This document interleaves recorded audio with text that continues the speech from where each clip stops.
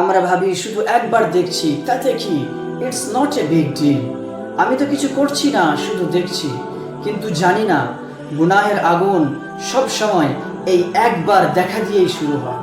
একটা হারাম ছবি, একটা ইনঅ্যাপ্রোপ্রিয়েট ভিডিও একবার দেখার পরে আর থামতে পারি না।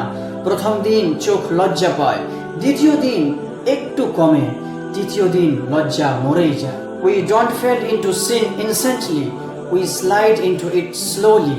এভাবেই আমরা আসক্ত হই এমন জিনিসে যা আমাদের আত্মাকে ধ্বংস করে দেয়।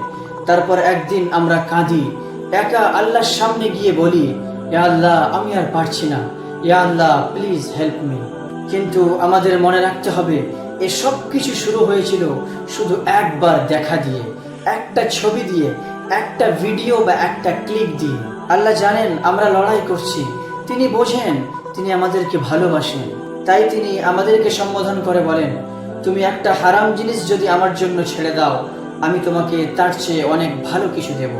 প্রিয় ভাই বোনেরা, হারাম দেখা মানে শুধু চোখের গুনাহ না, এটা আত্মাকে নষ্ট করার একটা পয়জন বা বিষ।